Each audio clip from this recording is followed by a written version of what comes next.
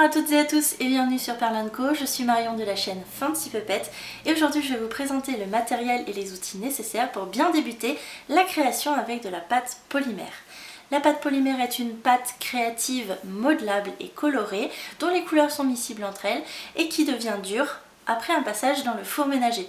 Ça vous permettra de créer des petits objets, des bijoux ou tout autre accessoire de décoration ou de mode. On commence tout de suite avec votre matériau indispensable. Il s'agit de la pâte polymère. Vous en trouverez de différentes marques, comme par exemple la marque Fimo.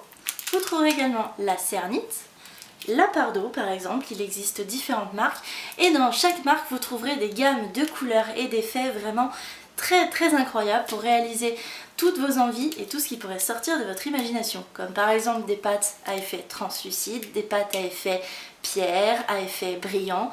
À vous de voir maintenant tout ce que vous pourrez en faire. Ensuite, je voudrais vous parler du tapis de modelage, puisqu'il est très important de savoir où est-ce qu'on va travailler la pâte polymère et sur quel support. Je vous conseille ces tapis en silicone très souples. Ils sont anti-adhérents et passent aisément au four. C'est vraiment hyper pratique. Maintenant, pour travailler la pâte, il vous faudra différents outils qui seront très pratiques, tels que le rouleau. Ici, un rouleau en acrylique de chez Sculpey, ça vous permettra d'étaler votre pâte très facilement. En plus, ce rouleau est vraiment très facile d'entretien.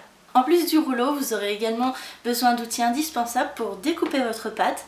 Pour ça, je vous présente ce kit de 3 lames en métal. Elles sont vraiment très coupantes. Il y en a une crantée, il y en a une qui est souple et la troisième qui est rigide, et c'est livré avec la petite protection en caoutchouc pour ne pas vous couper. Toujours pour découper votre pâte, mais cette fois-ci en ayant des formes très précises, les emporte-pièces. Ils existent de plein de formes différentes, c'est vraiment très pratique d'avoir toujours les mêmes formes et notamment les cercles qui sont très compliqués à faire à la main. Ensuite, si vous voulez ajouter quelques outils par exemple pour réaliser des textures, eh bien vous pouvez tout simplement prendre des outils que vous trouverez chez vous, tels que la brosse à dents, qui vous donnera des effets de texture vraiment très sympas. Et par exemple, pour sculpter ou faire des trous dans vos perles, vous pourrez utiliser des cure-dents.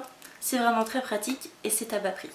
Autre petite astuce, si vous avez besoin de nettoyer vos outils, votre plan de travail ou vos mains, vous pouvez tout simplement utiliser des lingettes bébé imbibées.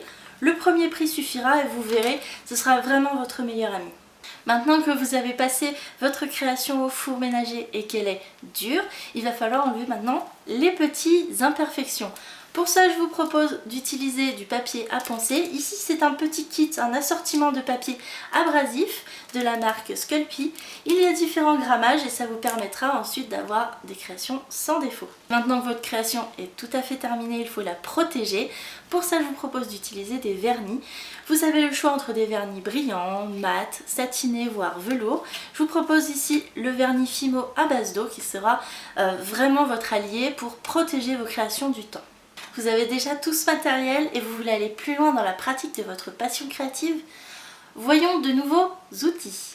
Pour additionner avec les lames que vous avez déjà vues, je vous propose d'ajouter un petit cutter de précision, les cutters 7 lames. Ça vous permettra de faire des découpes très précises et des détails. Si votre rouleau en acrylique ne vous convient pas, sachez qu'il y a aussi des alternatives comme ce rouleau en inox. C'est également très pratique et très facile d'entretien. Et parce que quand on pratique à force, le rouleau ne nous suffit plus, il nous faut toujours plus, je vous propose d'utiliser une machine à pâte, une pasta machine.